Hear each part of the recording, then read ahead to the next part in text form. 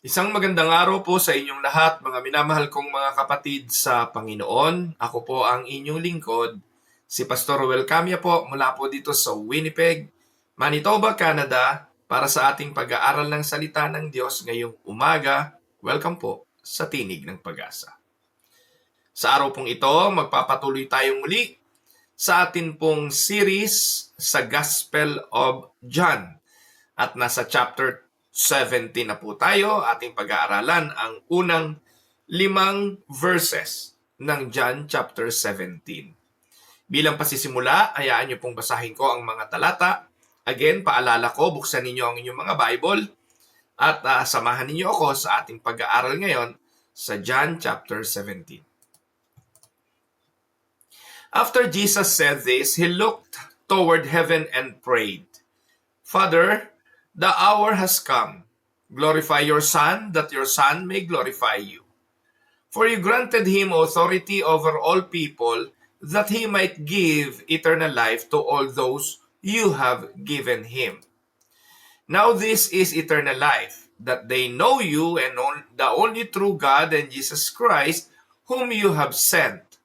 I have brought you glory on earth by finishing the work you gave me to do. And now, Father, glorify me in your presence with the glory I had with you before the world began. Pagpalain nawa ng Panginoong Diyos ang pagkabasa at pagkadinig ng kanyang mga banal na salita na sa araw na ito'y ating pag-aaralan. Ang John chapter 17 verses 1 to 5 is often called the high priestly prayer of Jesus. Here, we are standing on holy ground. Jesus has finished his upper room discourse. Nakatapos na sila ang Panginoon ng pamamahayag doon sa upper room. Judas has already left to betray him. Sinabi ng Panginoon sa kanya, ang gagawin mo, gawin mong madali. And he left. Within a few hours, he will be arrested. He will be beaten. He will be mocked, nailed to the cross, and bear the wrath of God for sinners. Sa mga oras na ito, kung kayo ang nalalapit na sa iyong huling sandali, alam niyo po kung merong isang pinakamahirap daw sa buhay ng tao ay yung alam niya kung kailan siya lilisan. In fact, di po ba lahat naman tayo ay ipinanganak at yung ating mga magulang, tinandaan yung petsa ng ating kapanganakan. And yearly, we celebrate our birthdays. Taon-taon, mayroong selebrasyon at pinaghahanda yan sa mga bata. Yung 7 taon, mahalaga yon. Celebrate yung 7 years old. Tapos pag nagdibo na, 18 sa babae, 21 sa lalaki. And then yung mga milestone sa buhay ng tao, sineselebrate natin yon. Yung mahalagang mga araw, petsa at okasyon. Pero, merong isang bagay na hindi in-reveal sa atin. Iyon ay kung kailan magwawakas ang buhay. Sabi ng Ecclesiastes, sa silong ng langit, merong kapanahunan. May panahon ng pagsilang, and then may panahon din ng kamatayan. May pagdating at may panahon ng paglisan. Kung kayo ang lilisan, ano ang inyong gagawin kung alam nyo to na mangyayari at tiyak na ninyo ang araw kung kailan ito magaganap? Ano ang inyong gagawin sa inyong huling 3 araw? Sa inyong huling 2 araw? Sa inyong huling araw? Huling 24 hours? Huling oras? Huling mga minuto? Ano po ang ating gagawin? Jesus, at the last hour, sa tingin ninyo, anong ginawa niya bago siya pumunta sa cross? What does Jesus do before facing the cross? Kung ang sagot nyo ay panalangin, tama po kayo. He prays. And let us study this and notice something remarkable about the prayer of the Lord Jesus Christ. Kung kayo mananalangin at alam nyo bukas mamamatay na kayo, anong idadasal nyo? 100% siguro, sasabihin ninyo, Lord, dagdagan niyo pa ang buhay ko. Kung kayo nasa karamdaman at nahihirapan, siguro sasabihin niyo, Lord, pagalingin mo ang aking karamdaman. At yung marami sa atin sasabihin, Lord, ayoko pang mamatay. But Jesus here, let us notice something remarkable. He does not begin by praying for his own comfort. Pwede niya ipanalangin na tanggalin ang kanyang mga pagdadaan ng hirap. In fact, sa Gethsemane, ipinagdasal niya nga ito. Pero ang sabi niya, not my will, but your will be done. Jesus did not ask that the suffering be removed. Instead, anong prayer niya? His concern is the glory of His Father. Ang concern ng ating Panginoon ay ang kaluwalhatian ng kanyang Ama. And that tells us something about the heart of Jesus. The chief purpose of Jesus' life was not merely to make people happy. Hindi po naparito ang Panginoon para tugunan lang ang pangangailangan ng mga tao. Gumawa ng himala ng kagalingan, pagpapala, provisions. Hindi. Ang layunin ng Panginoon sa kanyang buhay was to glorify His Father by accomplishing redemption. Yan ang layunin ng pagparito ng anak ng tao para hanapin at iligtas ang nawala at ito'y makapagbibigay ng kaluwalhatian sa Ama. Kaya bilang mga mananampalataya, ikaw at ako, if you are truly a believer of the Lord, our greatest purpose should be the same: glorifying God and seeking the glory of God. Now, tingnan natin ang background ng ating pag-aaral ngayon. Yung word na glory. The word glory appears repeatedly throughout the Gospel of John. Sinabi ng Panginoon earlier, ano sabi niya? My hour has not yet come. My hour has not yet come. Mababasa natin yan sa unang mga kapitulo pa lang, sa chapter 2, nang sinabi ng nanay ni Jesus, ni Mary, na naubusan ng alak, ang sagot niya, Woman, my hour has not yet come. But now, after 16 verses more, sa chapter 17, he says, John 17:1-5, after Jesus said this, he looked toward heaven and prayed, Father, the hour has come. So dito mga kapatid, yung purpose ng pagparito ng Panginoon, yung layunin kung bakit siya narito, yung oras na yon, the appointed time, fixed by God's eternal decree, has finally arrived. And this is the redemption of God's people. Mga minamahal kong mga kapatid, nothing is happening by accident. Ang krus ng Kalbaryo, hindi ito tragedy. The cross of Calvary is God's eternal plan for our salvation. Kung atin pong titingnan later on, si Peter nung nagsermon siya sa Acts chapter 2, kung saan yung 3,000 naligtas, ano sabi? This man was handed over to you by God's deliberate plan and foreknowledge. The death of the Lord Jesus Christ was orchestrated, deliberately planned by God. And you, according to Peter, with the help of wicked men, put him to death by nailing him to the cross. Mga kapatid, the cross is where God's justice, holiness, mercy, grace, and love, and sovereignty shine brightest. Bagamat ang tao ang kumilos, tao ang gumawa para mangyari ang mga bagay na ito, huwag nating kalimutan, there is a God who deliberately planned everything. Amen? Now, puntahan natin at atin na pong pag-aralan ang mga talata sa unang punto na atin pong nakita. Una, the Son seeks the Father's glory above everything. Sa mga talata, sa John 17:1, after Jesus said this, he looked toward heaven and prayed, Father, the hour has come, glorify your Son, that your Son may glorify you. Notice Jesus begins with the word Father. even facing unimaginable suffering. His relationship with the Father remains perfect. Hindi nagbabago yung relasyon niya sa Ama. Ang tawag niya sa Ama ay Ama sapagkat it signifies relationship with the Father. And then he says, the hour has come. For 3 years, Jesus waited for this hour. For 3 years, discipling, ministering to his disciples, making miracles and provisions to people, Jesus waited for this hour. Now the divine timetable has arrived. Tandaan mga kapatid, darating ang itinakdang panahon ng Diyos.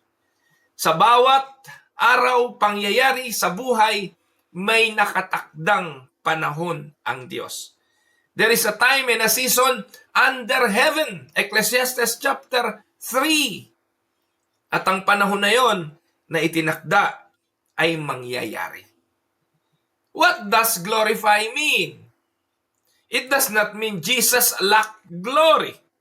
Hindi nangangulugan na kulang ng kaluwalhatian ng Panginoon. He is already eternally glorious.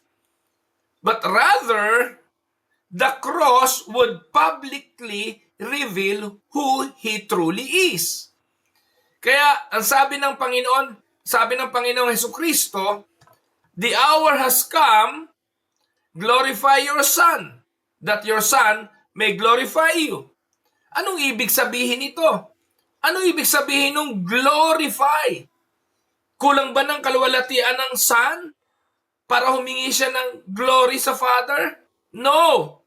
Pero yung susunod na magaganap, yung susunod na mangyayari, yung kanyang pagdurusa, paghihirap at pagkakapako sa krus ay magiging daan para sa kanyang lalong kaluwalhatian dahil doon sa krus marireveal kung sino talaga si Jesus.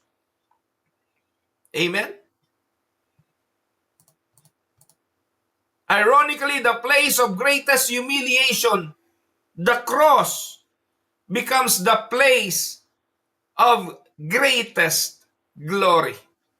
Can we say amen to that? The crown of thorns becomes the crown of victory. The cross becomes the throne. And the shame becomes triumph. At yung pagpapahintulot ng Ama, ang pagkakaloob ng Ama sa Panginoong Jesus para maging spectacle of His love on the cross, ang pinaka public revelations of the love of God. God's glory is the highest purpose in redemption. Salvation is ultimately God-centered and not man-centered. We are saved because God determined to display His glory through Christ. And where? On the cross. Amen? Isaiah 48:11, for my own sake, I do this. How can I let myself defamed? I will not yield my glory to another. Everything God does, ultimately, display His glory. Lahat ng ginagawa ng Diyos, nagpapakita at nagpapahayag ng kanyang kaluwalhatian. And the ultimate display of God's glory is not just the creation of the world, not just the firmaments. Minsan namamangha tayo kapag nagpapasyal tayo sa magagandang lugar, kapag nakakarating sa mga bulubundukin, kapag nakikita natin yung mga wonders of creations, but the ultimate display of God's glory is not the creative things of this earth. The ultimate display is the cross, where God gave His only begotten Son. Imagine a diamond hidden inside a dark cave. The beauty of diamond exists even when nobody sees it. And when sunlight shines upon the diamond, everyone behold its brilliance. Christ always possessed that divine glory. And the moment on the cross revealed that glory to the world. If I can illustrate that, yun po yung pinakamagandang ilustrasyon. Jesus was the hidden gem of God, but was revealed to us on the cross of Calvary.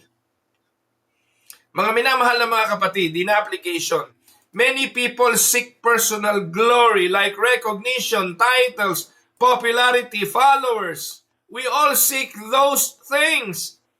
But the Lord Jesus sought only one thing, and that is the glory of His Father. The Father's glory. Marami tayong hinahanap, marami tayong gustong mangyari, marami tayong gustong maganap sa buhay natin. Pero si Jesus ultimately, His main purpose is the glory of God. Kaya mga kapatid, tandaan po ninyo, kahit maabot mo yung pinakamataas na recognition, pinakamataas na titulo, pinakamalaking popularidad, pinakamaraming followers, at the end of the day, ang question, with these things that you have received and gained, nabigyan ba ng kaluwalhatian ng Diyos? Dahil kung sa mga ginagawa natin at na-achieve natin, hindi natin nabibigyan ng glory ang Diyos, hindi natin binabalik sa Kanya ang kaluwalhatian, sabi ni Haring Solomon, lahat ng ito ay parang sumusuntok sa hangin at pawang walang kabuluhan. Kaya magandang itanong natin sa ating mga sarili, who receives the glory in my life? Sino ang tumatanggap ng kaluwalhatian sa aking buhay? Pag ako ba napaparangalan, palapakan tenga ako, o napaparangalan ng Diyos dahil sa buhay ko? Pag ako ba namumuhay, napaparangalan ng Diyos? Napaparangalan ko ba ang Diyos sa aking trabaho, sa aking ministeryo, sa aking hanap buhay, sa aking pamilya? Tandaan, true Christianity shifts the spotlight from ourselves and focus only to the Lord Jesus Christ. Can we say amen to that, mga kapatid? Second point ng ating Panginoon sa John chapter 17, the Son has absolute authority to give eternal life. Pakinggan niyo ito. Mahalagang doktrina ito na dapat nating maunawaan. Sa John 17:2 and 3, for you granted Him authority over all people, that He might give eternal life to all those you have given Him.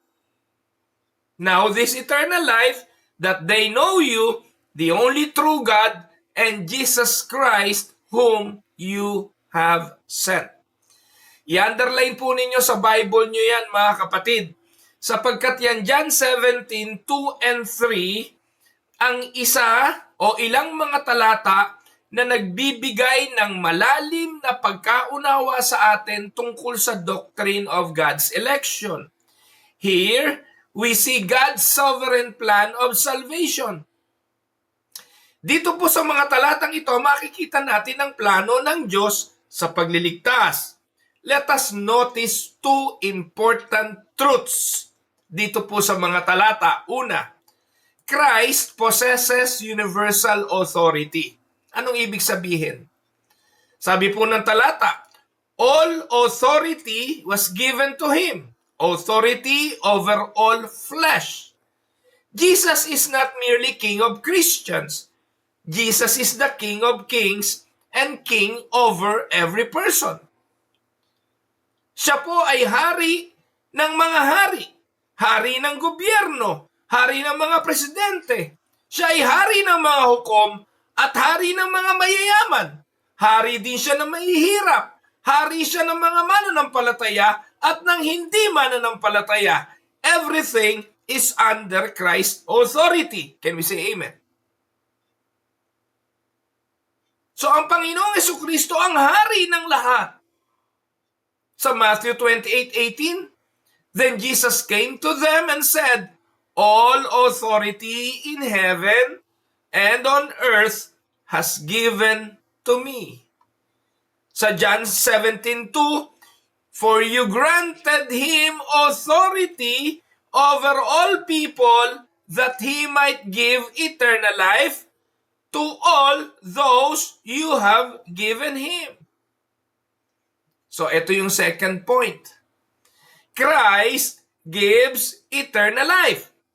Can we say amen? Ang malaking tanong, kanino ibinibigay ni Jesus ang eternal life? Huwag niyong kalimutan, binanggit ko kanina, sino ang may otoridad sa lahat? Ang sagot, si Jesus. At si Jesus, nagbibigay ng eternal life. Can we say amen? Yes. Ang susunod na tanong, kanino? Lahat ba ng tao binigyan ni Jesus ng eternal life? Sino ang binigyan niya ng eternal life? Verse 2. For you granted him authority over all people that he might give eternal life to whom? To all. Period ba? No. So, ibig sabihin, hindi niya binigyan ng buhay na walang hanggan ang lahat. Kanino lang at sino lang ang kanyang binigyan ng buhay na walang hanggan? Ang sabi ng John chapter 17 verse 2, all those you have given him. Mga kapatid, itong verse na ito ang one of the clearest statements of God's sovereign election. Notice carefully, Jesus does not say, everyone who chooses me. Kasi ang turo ng maraming mga simbahan ngayon, ililigtas ng Panginoon ang lahat ng pumili sa Kanya. Kaya ang laging panawagan, piliin ninyo si Jesus, tanggapin ninyo si Jesus, papasukin ninyo si Jesus sa inyong mga puso. At kapag ginawa ninyo, meron na kayong buhay na walang hanggan. Di po ganun ang nabasa natin dyan. Ang sabi po ng talata, he says, he might give eternal life to all those you have given him. Bago pa man likhain ang sanlibutan, ang Ama may mga ibinigay na sa Panginoong Jesucristo, pinili niya para sa kaligtasan before the foundation of the world, at ang lahat ng iyon na ibinigay ng Ama kay Jesus ay ano? Bibigyan ni Jesus ng buhay na walang hanggan. All of them. And God says, salvation begins with Him. The Father chooses. Ang pumili ay ang Ama. Ibinigay niya yun kay Jesus. Para ano? Para sa krus ng Kalbaryo, i-redeem ni Jesus. At ang gawain ng Holy Spirit, buhayin yung mga kaluluwang patay ng mga ibinigay na yon kay Jesus upang sila'y makapanampalataya sa ginawa ni Jesus. Mga kapatid, this is the beautiful harmony of the Trinity. Ang gawain ng Ama, ang gawain ng Anak, at gawain ng Santong Espiritu. And this passage beautifully supports 1. Unconditional election. 2. Limited atonement or particular redemption. Hindi lahat ng tao maliligtas. Hindi naparito si Jesus para sa lahat ng tao. Naparito lang siya doon sa mga pinili ng Ama para sa kaligtasan. At yung pinili ng Ama para sa kaligtasan, sigurado makakarinig ng tawag ng Panginoon ng pagbuhay ng Santong Espiritu, and they will believe in Jesus Christ. Sabi ng talata, everyone given by the Father will certainly receive eternal life. None will be lost. John 6:37, all those the Father gives me will come to me.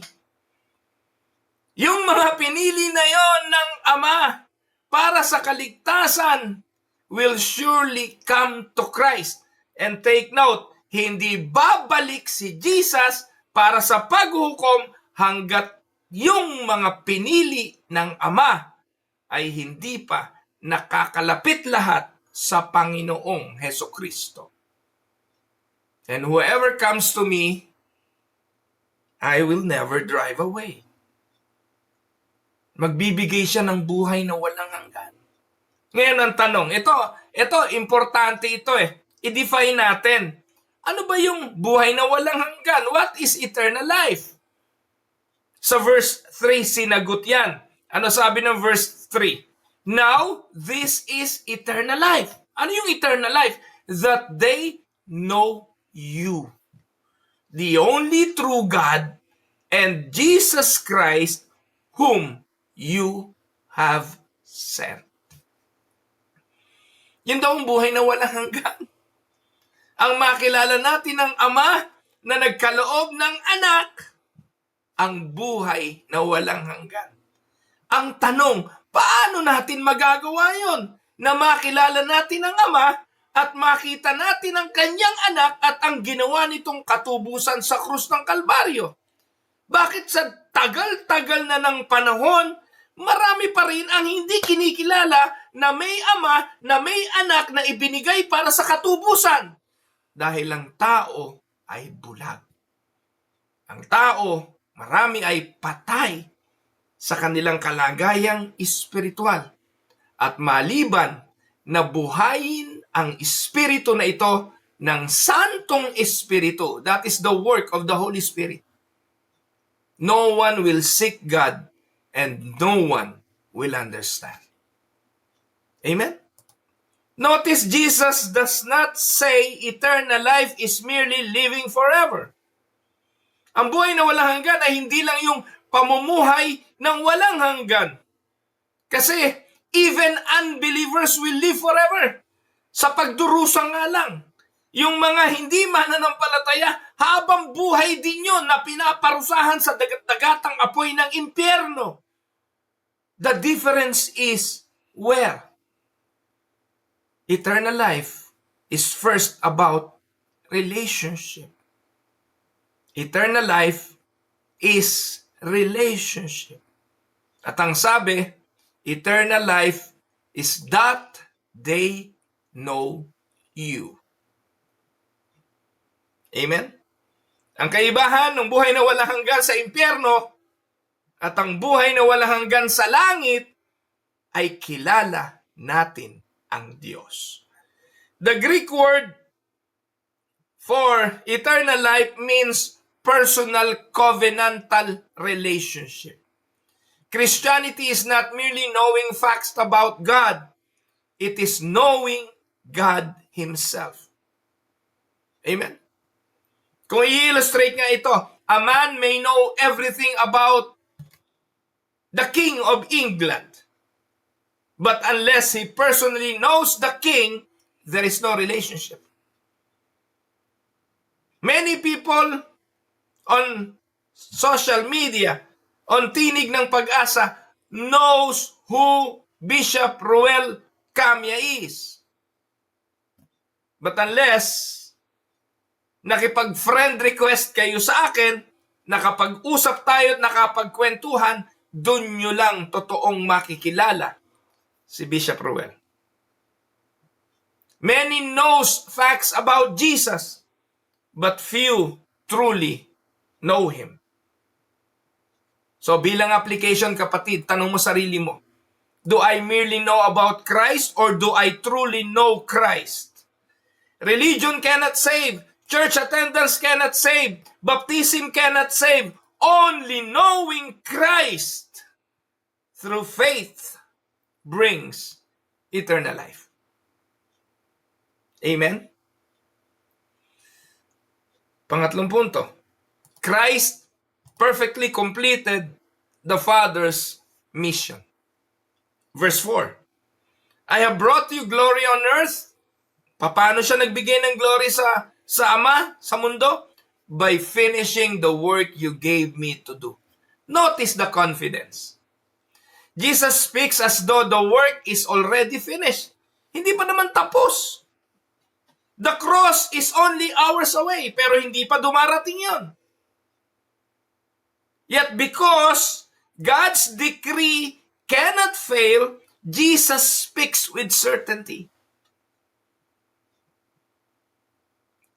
Ang salita ng Panginoon ay katotohanan at hindi pwedeng putulin, kaya dito pa lang, sinabi na ni Jesus, I have brought you glory on earth by finishing the work you gave me to do. Wala pa sa krus. Kailan matatapos? Nang sumigaw na siya doon sa krus ng it is finished. Ikaanim na wika ni Jesus sa krus ng Kalbaryo, it is finished. At yan yung binabanggit niya dyan. I have brought you glory on earth by finishing the work you gave me to do. That is his confidence. Now, Christ shows us perfect obedience. Adam failed, Israel failed, David failed, every prophet failed, every believer fails, but Jesus never failed. Amen? Every prophecy about him fulfilled, every temptation was resisted by him, every command obeyed by him, every mission completed. That perfect righteousness becomes ours through faith. Amen? 2 Corinthians 5:21, God made him who had no sin to be sin for us, so that in him we might become the righteousness of God. So our salvation depends entirely on Christ's finished work. Not our works, not our goodness, not our faithfulness. Our assurance rests on Christ's obedience. My dear brothers, imagine boarding on an airplane. The passengers do not fly the plane, the pilot does. Likewise, Christ accomplished salvation. We simply sit there, trusting him, just like riding a plane. Amen? So in application, stop trying to earn God's acceptance. Trust the finished work of Christ. Live in gratitude instead of striving for acceptance. Can we all say amen to that? Now, let me go to my last point of our study for today. Christ returns to his eternal glory. That is what mentioned on John 17 verse 5. And now, Father, glorify me in your presence with the glory I had with you before the world began. Pinapakita sa atin ng verse na ito ang clearest declaration of Christ's deity. John 1:1, in the beginning was the Word was with God, and the Word was God. Dito pinapakita kung saan galing si Jesus. He came from the Father, the glory he had before with him before the world began. Jesus existed before creation. Genesis 1:1, he shared glory with the Father before even the world began. Jesus did not become God. He has always been God. He is the eternal Son of God. John began his gospel by saying, in the beginning was the Word. Now Jesus himself confirms it. Before Bethlehem, before Abraham, before Adam, before creation, Christ already existed in eternal glory.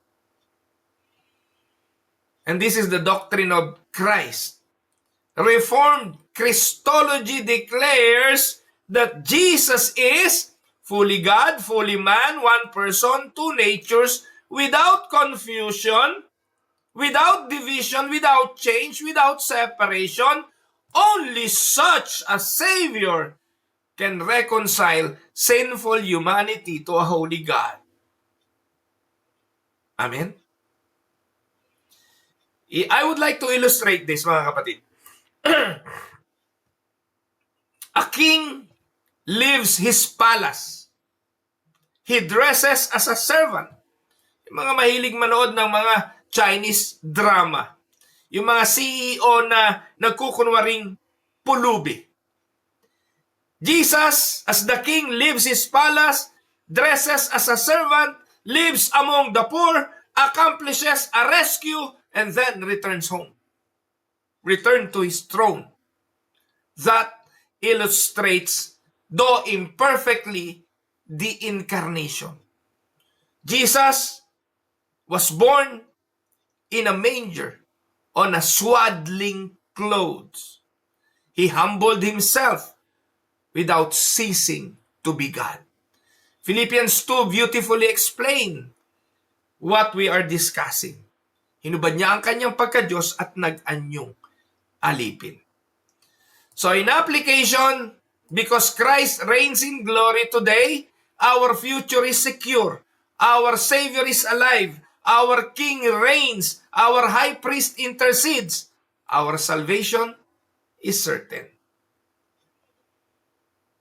Amen? Now, tingnan natin ang dadagdag ko lang ito. Theological lessons ng ating pag-aaral. 1. God's glory is the highest purpose of salvation. The highest purpose of salvation is not only for our salvation. The highest purpose of it is to give God the glory. Romans 11:36, everything begins in God. For from Him and through Him and for Him all things, to Him be the glory forever. 2. Eternal life is knowing God through Christ. Christianity is relationship before religion. Not the other way around. We cannot have relationship if we are only focusing on religion. Now, we can practice religion after having a relationship with God. Third, Christ perfectly accomplished redemption. Nothing needs to be added. His work is enough, sufficient forever. Fourth, Jesus is eternally God. Only God could bear infinite wrath and provide infinite righteousness. Amen? Now, bigyan ko kayo ng reflection questions. 1. Is God's glory truly the greatest desire of my heart? 2. Do I merely know facts about Jesus or do I truly know Him? Third, am I resting in Christ's finished work or am I trying to earn God's favor? And the last, how does Christ's sovereign authority give me confidence in salvation? Mga minamahal kong mga kapatid, pagpalain kayo ng Panginoon. Araw na naman po ng Biyernes, weekend, and I hope ingatan kayo ng ating Panginoon sa inyong mga pamumuhay at nawa ang pag-aaral na ito ay nakahamon para magpatuloy tayo na nagtitiwala at umaasa sa ating Panginoong Hesukristo. Nakaraos na naman po ang isang linggo. Sa susunod pong Monday ninyo muli makikita ang ating pag-aaral dito sa Tinig ng Pag-asa. Ako po ang inyong lingkod, si Pastor Ruel. Ingatan po kayo ng ating Panginoong Diyos. God bless everyone.